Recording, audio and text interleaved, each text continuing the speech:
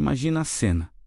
Jesus pega cordas, trança um chicote com as próprias mãos, entra no templo e começa a virar mesas, espalhar dinheiro pelo chão e expulsar todo mundo de lá aos gritos. Esse é o mesmo Jesus que dias antes salvou uma família do maior constrangimento da vida deles numa festa de casamento. Como é que a mesma pessoa pode ser tão diferente? Fica comigo que você vai entender algo sobre Jesus que muda tudo. Se você gosta desse tipo de conteúdo, já se inscreve e ativa o sininho. Vamos voltar uns dias antes dessa cena explosiva no templo. Tem um casamento acontecendo numa cidadezinha chamada Caná, lá na Galileia. E olha, casamento naquela época não era brincadeira não. Não era aquelas 3, 4 horas de festa. A galera celebrava por dias, às vezes uma semana inteira, a família toda reunida, amigos vindo de longe. Comida, bebida, música, dança, era o evento do ano na comunidade. Jesus está lá, junto com a mãe dele, Maria, e os discípulos, todo mundo celebrando, todo mundo feliz, até que acontece o impensável, o vinho acaba. E você pode pensar, acabou o vinho, vai buscar mais. Não funciona assim. Naquela cultura, ficar sem vinho num casamento era uma humilhação pública absurda. Era como dizer, olha, a gente não se planejou, a gente não tem condições, a gente fracassou como anfitriões. A família ia carregar essa vergonha por anos. Maria percebe o desastre que está prestes a acontecer e vai direto falar com Jesus. Ela não pede nada, não suplica, não faz drama. Ela só diz, eles não têm mais vinho. É uma afirmação simples, mas tem tanta coisa por trás. Ela conhece o filho dela. Ela sabe que ele pode fazer alguma coisa. E aí Jesus responde de um jeito que pode soar estranho. Mulher, o que isso tem a ver comigo? Ainda não chegou a minha hora. Mas não era desrespeito não. Mulher era um tratamento normal, até carinhoso. O que Jesus está fazendo é estabelecer algo crucial. Ele não age por pressão, por obrigação familiar, por expectativa social. Ele age conforme o tempo e a vontade do Pai. Ponto. Mas olha a resposta de Maria. Ela não discute, não insiste, não fica magoada. Ela simplesmente vai até os serventes e manda. Façam tudo o que ele disser. Cara, que fé! Ela não tinha ideia do que ia acontecer, mas ela confiava completamente. E Jesus age.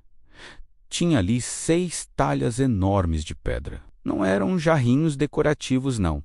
Eram recipientes gigantes usados para as purificações religiosas dos judeus. Cada uma dessas talhas cabia entre 75 e 115 litros. Faz a conta. A gente está falando de até 700 litros de água. É água pra caramba. Jesus olha para os serventes e manda. Encham essas talhas de água. Os caras devem ter pensado, tá, mas para quê?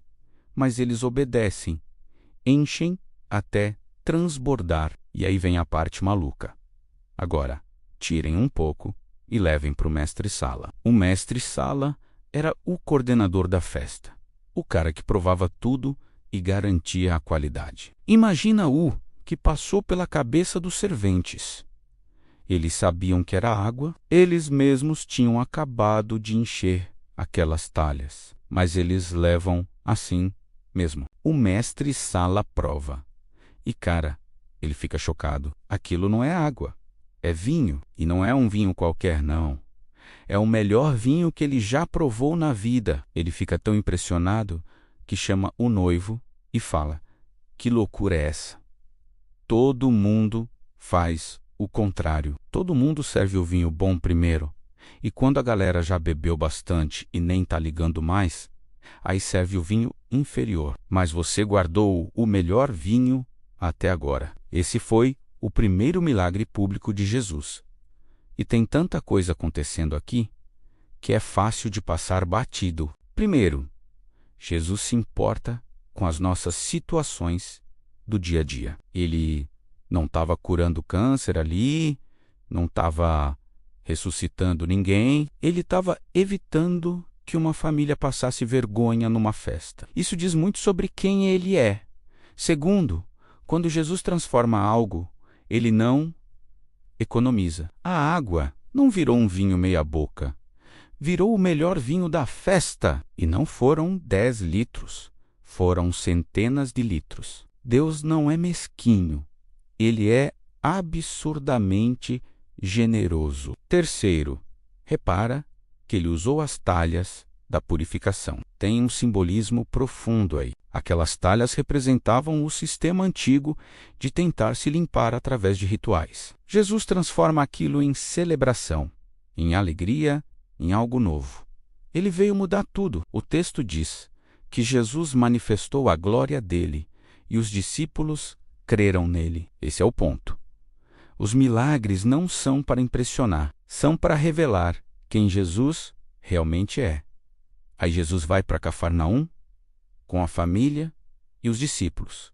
Fica lá uns dias, mas logo chega a Páscoa e ele sobe para Jerusalém. E o que acontece agora é o completo oposto daquele Jesus gentil do casamento. Jesus entra no templo e se depara com uma cena revoltante. O lugar virou um mercado. Tem gente vendendo boi, ovelha, pombo. Tem cambista trocando moeda. E olha, tinha uma lógica nisso.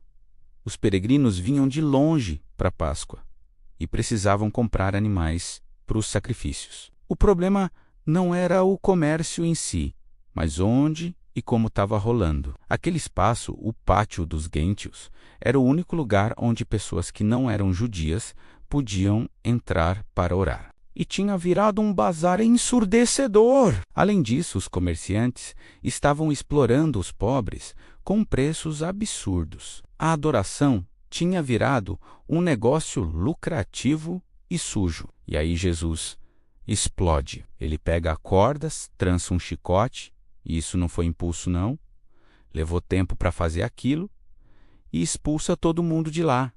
Ele vira as mesas dos cambistas, o dinheiro espalha pelo chão, é um caos. Para os vendedores de pombo, que eram os sacrifícios dos pobres, ele grita: "Tirem isso daqui! Parem de transformar a casa do meu pai num mercado." Os discípulos ficam pasmos e se lembram de uma profecia: "O zelo pela tua casa me consumirá." Eles começam a conectar os pontos. Esse Jesus compassivo do casamento também tem uma indignação santa contra qualquer coisa que profane o sagrado ou explore pessoas em nome de Deus.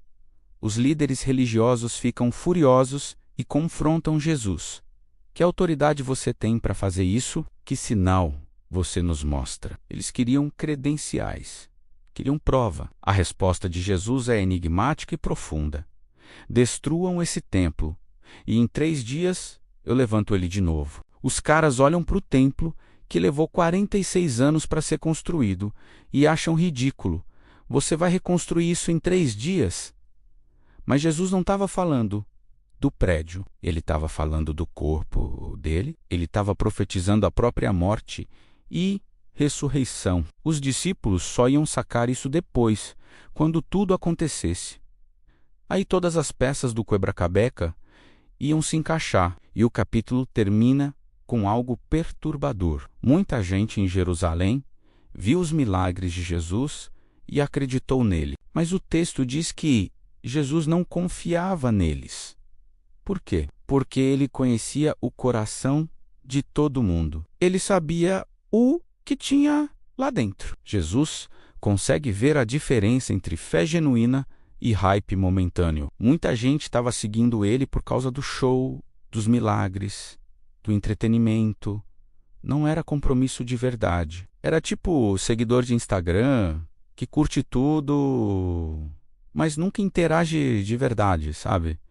Então, o que a gente tira disso tudo? João capítulo 2 nos mostra os 2 lados de Jesus. Em Caná, ele é o Jesus da compaixão, da generosidade, da celebração. Ele transforma água em vinho porque se importa com a alegria das pessoas. No templo, ele é o Jesus do zelo, da santidade, da justiça. Ele não tolera que a casa de Deus seja profanada ou que pessoas sejam exploradas. E aqui está o ponto crucial.